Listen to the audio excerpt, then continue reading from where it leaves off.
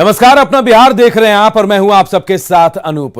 शुरुआत एक बड़ी खबर से करते हैं जो इस वक्त दानापुर से आ रही है। रानी तालाब थाना पुलिस टीम पर बालू माफियाओं ने हमला कर दिया था और इस हमले में थाना अध्यक्ष विमलेश कुमार और एक सिपाही घायल हो गए थे। हालांकि डीएसपी के नेतृत्व में परेड टोला में छापेमारी हुई और छापेमारी में शराब और आपत्तिजनक सामान यहां से बरामद हुई है। हमला करने वालों की पुलिस ने पहचान भी कर ली है और आरोपियों की गिरफ्तारी के लिए ताबड़तोड़ छापेमारी की जा रही है। बताया जा रहा है कि आज सुबह रानी तालाब थाना के थानाध्यक्ष विमलेश कुमार को खबर मिली कि सोन नदी से बालू का अवैध उठाव हो रहा है। सूचना पर 3 पुलिस जवानों के साथ थानाध्यक्ष विमलेश कुमार मौके पर छापेमारी करने पहुंचे, जहां पहले तो बालू माफिया से झड़प हुई और पुलिस जवानों की कम संख्या को देखकर यहां बालू माफिया जो है वो पुलिस के जवानों पर हावी हो गए। हमला भी कर दिया गया जिसमें विमलेश कुमार और एक पुलिस के जवान जो है घायल हो गए। जानकारी मिलने के बाद कई थानों के पुलिस के साथ डीएसपी भी मौके पर पहुंचे और इलाके की नाकेबंदी कर छापेमारी शुरू की। पुलिस पर हमला और रोड़ेबाजी करने वालों की पहचान भी कर ली गई है और पुलिस उनको तलाश भी रही है। अमरजीत हमारे सहयोगी हमारे इस खबर पर दानापुर से जुड़े हुए हैं। अमरजीत, आरोपियों की पहचान हो गई है, पुलिस क्या कर रही है और कौन है ये आरोपी? देखिए, जो आरोपियों की पहचान हुई है वो सारे बालू माफिया हैं और शराब का भी कारोबार करते हैं। एक नई बात आ रही है जिसमें शराब कारोबार से भी जुड़े हुए हैं। तो ये दोनों अवैध कारोबार जो है मिलजुल करके काफी लोग करते थे। उनकी पहचान कर ली गई है, लेकिन नाम अभी तक हम लोगों को नहीं बताया गया है और पुलिस उसी दिशा में कार्रवाई कर रही है। उन लोगों के घरों पे छापेमारी कर रही है। साथ ही जहां से शराब मिला है उस घर को सील कर दिया है पुलिस ने। और जो बालू माफिया है यहाँ पर अवैध कारोबार करते हैं, ये इन लोगों की जो पहचान हुई है उनके घरों पे भी जो है छापेमारी की जा रही है। उनके परिवार के सदस्यों से पूछताछ की जा रही है और वो कहाँ है उनकी तलाश की जा रही है। सुबह में पुलिस को सूचना मिली थी कि वहाँ अवैध कारोबार हो रहा है बालू का। उसी के सूचना पर पुलिस पहुंची थी, जिसमें विमलेश कुमार अपने 3 सिपाहियों के साथ वहाँ पहुंचे थे। इनकी बल संख्या कम थी, जिसकी वजह से बालू माफिया हावी हो गए और इन पे रोड़ेबाजी कर दिया और इनको जो है घायल कर दिया। एक सिपाही भी घायल। अमरजीत, एक बात तो साफ है कि जो माफिया है, बालू माफिया और चाहे फिर शराब माफिया, इनके ऊपर पुलिस का थोड़ा भी दबाव या फिर डर नहीं है इनको पुलिस का, तभी ये लोग ताबड़तोड़ हमला भी कर रहे हैं। और जो जानकारी आपने दी कि विमलेश कुमार के साथ एक जवान घायल है, उनकी हालत फिलहाल कैसे बताई जा रही है? उनकी हालत अभी सामान्य है, क्योंकि जो सिपाही है साधारण रूप से घायल हुए हैं, लेकिन जो विमलेश कुमार है उनको काफी चोट लगी है, तो उनका इलाज विक्रम में किया जा रहा है। और वहीं जो है डीएसपी के नेतृत्व में जो है जो बेरर गांव है वहां पर कैंप कर दिया गया है और छापेमारी भी की जा रही है। जी, बहुत बहुत शुक्रिया आपका अमरजीत। तो देखिए दानापुर में कैसे बालू माफिया पुलिस पर ही हावी हो गए हैं, पुलिस टीम पर हमला बोल दिया। एक थानाध्यक्ष विमलेश कुमार और एक सिपाही घायल हुए हैं। हालांकि इसके बाद डीएसपी के नेतृत्व में छापेमारी की गई है और छापेमारी के बाद मौके से कई संदेहास्पद चीजें मिली है, शराब की बोतलें भी मिली, आपत्तिजनक चीजें मिली हैं और अब ये जानकारी मिल रही है कि जो लोग आरोपी हैं वो शराब का धंधा भी करते थे। उनकी पहचान हो गई है, उनकी गिरफ्तारी के लिए ताबड़तोड़ छापेमारी की जा रही है। बेगूसराय के एक स्कूल में शिक्षकों की बड़ी लापरवाही का वीडियो तेजी से वायरल हो रहा है। मामला तिगड़ा अनुमंडल क्षेत्र के भगवानपुर प्रखंड के उत्क्रमित मध्य विद्यालय लखनपुर का है। बताया जा रहा है कि स्कूल की छुट्टी के बाद शिक्षकों ने विद्यालय को सही तरीके से चेक नहीं किया और स्कूल की गेट पर ताला लगा दिया। स्कूल की बिल्डिंग में 3 बच्चे कैद हो गए और गेट पर ताला देखा तो वो रोने लगे। स्थानीय लोगों ने जब बच्चों को रोने की उनकी आवाज सुनी तो स्कूल के प्रिंसिपल को खबर दी गई, जिसके बाद चाबी लाकर दरवाजे को खोला गया और बच्चों को बाहर निकाला गया। लेकिन इस बीच बच्चे करीब घंटों तक स्कूल में कैद रहे। वायरल वीडियो के बारे में बताया जा रहा है कि ये वीडियो पुराना है, जिसे अब वायरल किया जा रहा है। स्थानीय लोगों की माने तो वीडियो में दिख रहे बच्चे स्कूल के छात्र नहीं हैं और ये बच्चे खेलने के दौरान विद्यालय के अंदर घुस गए थे, जिसके बाद स्कूल में ताला लगा दिया गया और ये सभी बच्चे फंस गए।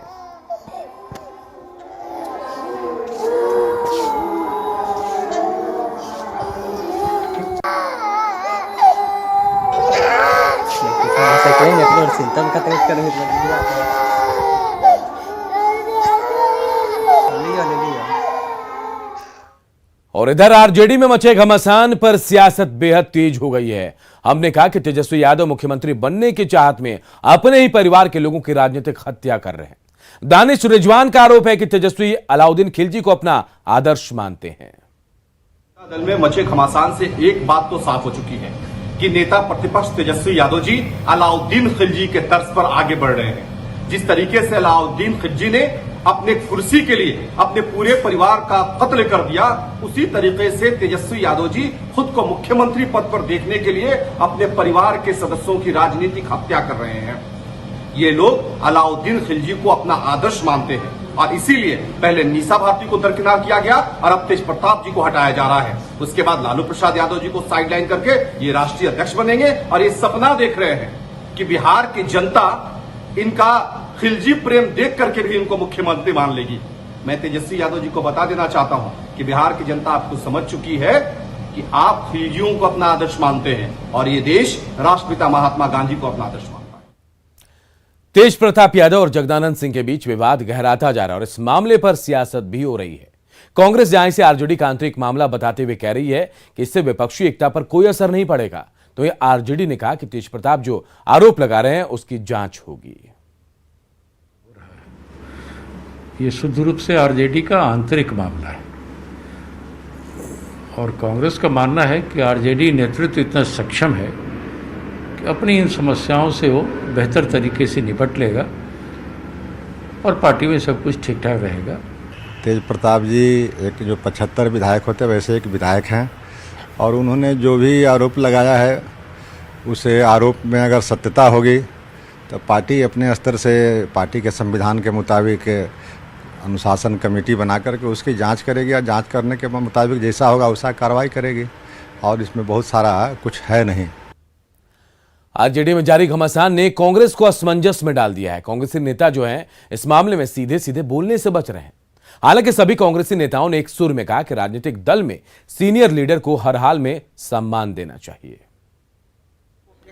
नहीं, किसी भी सीनियर लीडर का सम्मान करने की आवश्यकता है। सर वो तो कार्रवाई की बात कर रहे हैं, जब तक हटाएंगे नहीं तब तक हम मानेंगे नहीं सर। निजी मामला, कोई निजी मामला, कोई क्या है मामला हमको जानकारी है नहीं।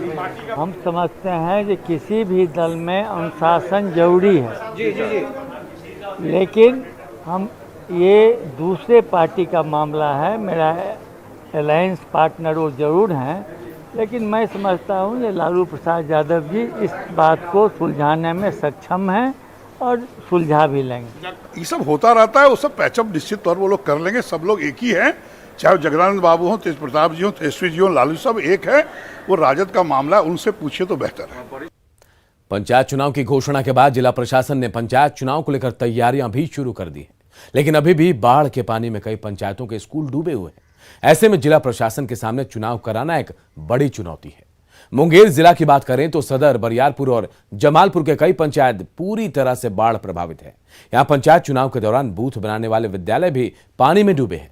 महुली पंचायत के टिकरामपुर प्राथमिक विद्यालय धौतौल महतो टोला का जायजा लिया हमारे सहयोगी अरुण शर्मा ने। पंचायत चुनाव के घोषणा के बाद जिलों में पंचायत चुनाव को लेकर सुगबुगाहट तेज हो गई है। साथ ही मैं बता दूं कि मुंगेर जिला के कई पंचायत जो है इस बार बाढ़ में डूब गए थे। वहाँ पे स्कूलें भी डूब गए थे जहाँ पे पंचायत चुनाव को लेके बूथ बनाया जा सकता था।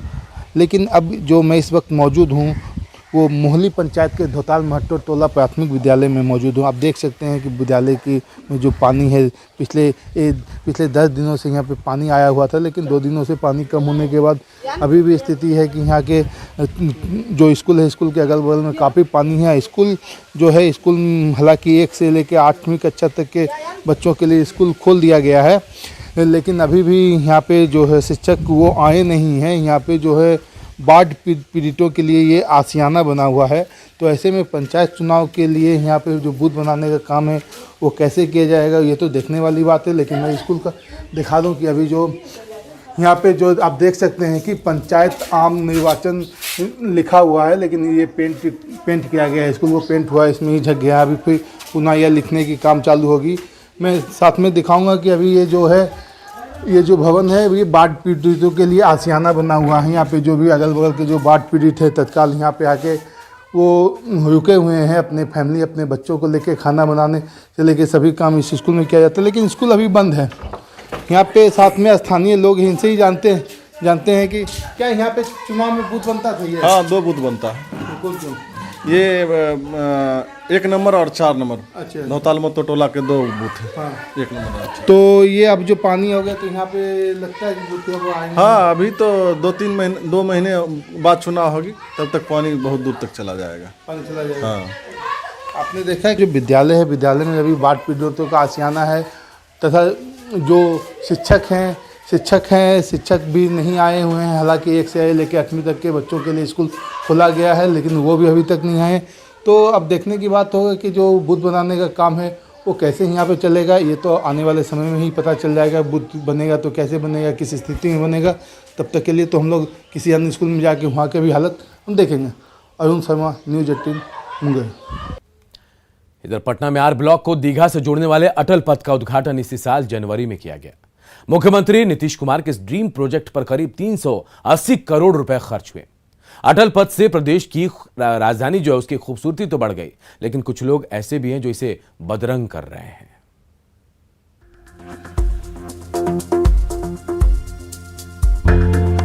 आम लोगों को सुविधा देने के मकसद से पथ निर्माण विभाग की ओर से राजधानी पटना में अटल पथ बनवाया गया। इसी साल 15 जनवरी को मुख्यमंत्री नीतीश कुमार ने इसका उद्घाटन किया था। आर ब्लॉक को दीघा से जोड़ने वाले इस पथ के बन जाने से राजधानी की खूबसूरती तो बढ़ गई, लेकिन महज 8 महीने में ही इस मार्ग की खूबसूरती बदरंग भी होने लगी। सड़क किनारे बनाए गए लोहे के बैरिकेडिंग को कई जगहों पर लोगों ने अपनी सुविधा के लिए तोड़ दिया है, ताकि सड़क के इस पार से उस पार तक जाया जा सके। टूटे ग्रिल से लोग बेरोक टोक आते जाते रहते हैं। जाने का रास्ता है कि और आदमी तो आगे रहा। सब लोग गलती करेगा तो आप भी गलती करेंगे। सर ऊपर वाला सीढ़ियाँ चालू होगा तभी ना। ये तो गलत तरीका है कि नहीं आने जाने का? गलत तरीका है। सभी लोग आ रहे हैं। लोहे का रॉड तोड़ दिया गया है इसका। पता ना किसी तरह। आप कैसे आ रहे हैं? बगैर टूटे हुए आ रहे हैं। आप नहीं देख रहे कि वो टूटा हुआ है। हम तो सर पहला बार आए। इस सड़क के बन जाने से पटना वासियों को जाम से मुक्ति तो मिली ही, सफर भी आसान हो गया। लेकिन अपनी सुविधा के लिए लोगों ने जहां तहां लोहे के ग्रिल काट दिए हैं, जिससे सड़क पर आम लोगों के साथ ही मवेशी भी आ जाते हैं और इससे हादसे का खतरा बना रहता है। सरकारी संपत्ति को नुकसान पहुंचाए जाने से विभागीय मंत्री भी चिंतित हैं। उन्होंने लोगों से अपील की है कि सड़क की सुरक्षा और सुंदरता बनाए रखने में सहयोग दें। इतने बड़े योजना की सड़क बनी है और हम तो लोग से उम्मीद करेंगे कि उन सब चीज़ों में सभी लोग सहयोग करें। ये आम जनमानस के सुविधा के लिए है और चूंकि उसको एक्सप्रेसवे है, जितने बहुत तेज़ी रफ्तार से गाड़ियाँ मूवमेंट होती है, तो रोड क्रॉस का इसीलिए हम लोग वहाँ पर 3-3 फुट ओवर ब्रिज बना रहे हैं, जिससे लोगों का आवागमन करने की सुविधा हो। तो वो सारी चीज़ें सुविधा जनता के लिए मुहैया कराया जरिए और हम जरूर उम्मीद करेंगे, अपेक्षा करेंगे कि जनता का सहयोग इसमें हम लोग को मिले। अटल पथ योजना मुख्यमंत्री के ड्रीम प्रोजेक्ट में शुमार है। सरकार यातायात की सुविधाएं बढ़ा रही है ताकि शहर सुंदर दिखने के साथ ही लोगों को जाम की समस्या से भी मुक्ति मिल सके। लेकिन कुछ लोगों की हरकतों से सड़क की सुरक्षा ही प्रभावित हो रही है। इसको किस कदर यहाँ इसको मजबूती दी गई थी, लेकिन देखिए कैसे तोड़ दिए गए हैं लोहे के रॉड को। ये देखिए 1 रॉड 2 रॉड। तो ये केवल एक जगह की तस्वीर नहीं है। हमने जायजा लिया है अटल पथ का।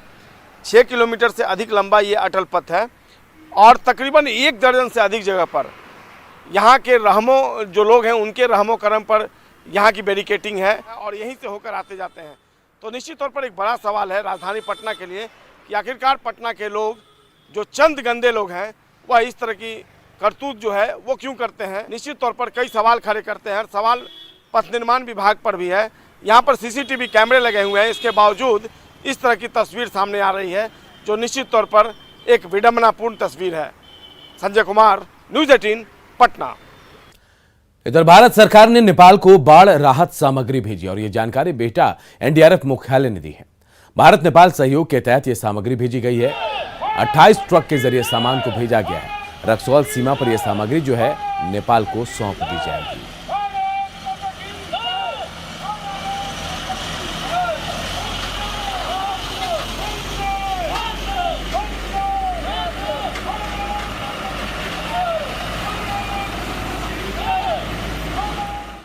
भागलपुर में न केवल गंगा बल्कि कोसी के कहर से भी कई प्रखंड के लोग परेशान हैं। कोसी की विभीषिका झेल रहे रंगरा प्रखंड के मदरौनी पंचायत के लोग गीत गाकर अपना दर्द बयां कर रहे हैं। डूबई रही भसई रही जाए रह जान, डूबई रही भसई रही जाए रही जान।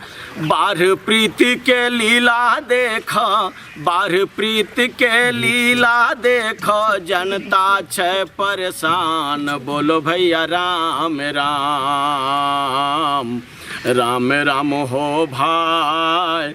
दहाई गेलै सधुआ मदरौनी गाँव जे, राम राम हो भाई। दहाई गेलै सधुआ मदरौनी गाँव जे। हजार हजार बीघा मकई दहैलै और दहैलै धान, हजार हजार बीघा मकई दहैलै और दहैलै धान। जनता सब जे भूखे मारै, जनता सब जे भूखे मारै, की करिए भगवान। बोलो भैया राम राम, राम राम हो भाई। दहाई गेलै सधुआ मदरौनी गाँव जे, राम राम हो भाई। दहाई गेलै सधुआ मदरौनी गाँव जे। कोसका माई के लहर देखा अब न बचते जान, कोसका माई के लहर देखा अब न बचते जान। नीतीश सरकार से ही है निवेदन, नीतीश सरकार से ही है निवेदन, जल्दी बनावे बांध। बोलो भैया राम राम, राम राम हो भाई। दहाई गेलै सधुआ मदरौनी गाँव जे, राम राम हो भाई। दहाई गेलै सधुआ मदरौनी गाँव जे, राम राम हो भाई। जल्दी बनावे हमरा सबके बांध जे। और भले ही गंगा के जलस्तर में कमी आ गई हो, लेकिन मौसम विभाग की चेतावनी ने फिर से आपदा प्रबंधन विभाग की चुनौतियों को बढ़ा दिया है। मौसम विभाग ने अगले 48 घंटे के लिए उत्तर पूर्वी और मध्य बिहार में मध्यम से भारी बारिश की चेतावनी दी है। उधर गंडक बागमती के अलावा अधवारा समूह की जो नदियां हैं वो उफान पर हैं। ऐसे में हमारी टीम ने आपदा प्रबंधन के कंट्रोल रूम में जाकर जायजा भी लिया, जहां छुट्टी के दिन भी कंट्रोल रूम में लोग डटे हुए थे। बागमती का देख सकते हैं, सिमिलरली आप मधुबनी की शिक्षिका चंदना दत्ता को राष्ट्रीय शिक्षक पुरस्कार के लिए चुने जाने के बाद से राठी गांव के मिडिल स्कूल में जश्न का माहौल है। चंदना दत्ता की कामयाबी से उनके स्कूल के छात्र काफी उत्साहित हैं, तो वहीं साथी शिक्षक भी गौरवान्वित महसूस कर रहे हैं। तो राठी के मास्टर साहब पर सबको गर्व है, क्योंकि चंदना दत्ता जो है, जो शिक्षिका है, उनका राष्ट्रीय शिक्षक पुरस्कार के लिए चयन हुआ है और उनके चयन के बाद पूरे स्कूल में, पूरे गांव में जश्न का माहौल है। टीचर भी खुश हैं, छात्र भी बेहद उत्साहित कि उनके अपने टीचर का चयन हुआ है। चंदना दत्ता, जिनका चयन राष्ट्रीय शिक्षक पुरस्कार के लिए हुआ है। मेरे दादाजी भी शिक्षक थे, वो तिरहुत एकेडमी समस्तीपुर में शिक्षक थे, और मेरे पिताजी जो थे वो भी अंग्रेजी के विभागाध्यक्ष थे फारबिसगंज कॉलेज फारबिसगंज में। तो हमारे घर में सदा से ही ये माहौल रहा पढ़ाई लिखाई का। और मेरी माताजी जो हैं, उनके भी परदादा बहुत बड़े विद्वान थे, पंडित लाल दास। उन्होंने रामायण के साथ साथ 18 ग्रंथ की रचना की है। तो हमारे घर में सदा से माता पिता का ये रहता था कि बच्चों को विद्यालय की पढ़ाई के साथ साथ और भी साहित्य के जितने भी साहित्यकार हैं, उनकी भी किताबें हमें बचपन से ही मिलती रही हैं। चाहे बाल उपयोगी जो नंदन, चंपक, ये सब हमारे यहाँ नियमित रूप से आता था। तो बचपन से ही हमारा रुझान जो है वो पढ़ाई के साथ साथ साहित्य की अन्य विधाओं को पढ़ने में भी रहा। मेरी इच्छा इसीलिए हुई कि मैं भी अपने दादाजी और पिताजी की तरह शिक्षिका बनूं। प्रधानमंत्री नरेंद्र मोदी के वोकल फॉर लोकल का असर सिवान में साफ साफ दिख रहा है। यहाँ की लड़कियां इस बार खुद की बनाई राखियां अपने भाइयों की कलाई पर बांधेंगी। आराध्या पीपल्स फाउंडेशन ने लड़कियों को राखी बनाने का निःशुल्क प्रशिक्षण दिया है। इसके बाद लड़कियों ने खूबसूरत राखियां बनाई। राखी बना रही लड़कियों से बात की हमारे सहयोगी मृत्युंजय कुमार सिंह ने। ये तमाम जो लड़कियां हैं सिवान में ये खुद अपने हाथों से राखी बनाई है। हजारों राखियाँ इन्होंने बनाई है और यही राखियाँ अपने भाई के कलाई पर बांधेंगी। कई दिनों से यह राखी आराधना चित्रकला के द्वारा बनाई रही है। हम जानने की कोशिश करेंगे कि आखिर इस तरह का सोच कैसे आया आप लोगों के जहन में। ये आराध्या पीपल फाउंडेशन की तरफ से हमारे रजनीश सर ने कराया है आराध्या चित्रकला में, जो कि यहाँ सारी बच्चियों ने पार्टिसिपेट किया है। हम सभी ने राखी बनाई है अपने हाथों से, जो हम रक्षाबंधन के दिन अपने भाइयों की कलाई पे बांधेंगे। और मुझे बहुत खुशी हुई कि मैंने ये राखी बनाया अपने भाइयों की कलाई पे बांधने के लिए। क्या कहेंगे औरों के लिए? औरों के लिए यही बोलेंगे कि बहुत कम में हुई है, ये सामग्री लगी है जिससे राखी बनी है। और आप देखेंगे कि प्रत्येक वर्ष मतलब जो राखियाँ जो मार्केट में मिलती हैं या तो वो चाइना से होता है, नहीं तो ऐसे माध्यम से होता है जिसमें देश का फ़ायदा नहीं होता है। और आज हम देखें मात्र 2 दिनों में 3 दिनों में प्रत्येक बच्चियाँ लगभग 10-15 राखी बना चुकी हैं, और वो भी हाथों से और मार्केट से काफ़ी किफ़ायती दामों पे। यानी मार्केट में जो ज़्यादा मूल्य में मिलता है वो उसी मूल्य में 10-15 राखियाँ बना ली हैं। एक संदेश और एक सिवान से एक संदेश देने की कोशिश की गई है कि जो प्रधानमंत्री का जो आह्वान था कि आप लोग खुद लोकल फॉर वोकल के संदेश को यहाँ की बच्चियाँ खुद फॉलो कर रही है और इस बार अपने द्वारा बनाई हुई राखियाँ अपने भाइयों के कलाई पे बांधेंगी। मृत्युंजय कुमार सिंह, न्यूज़ 18 सिवान। और अपना बिहार के इस बुलेटिन में इतना ही। आगे देखिए जोहार झार।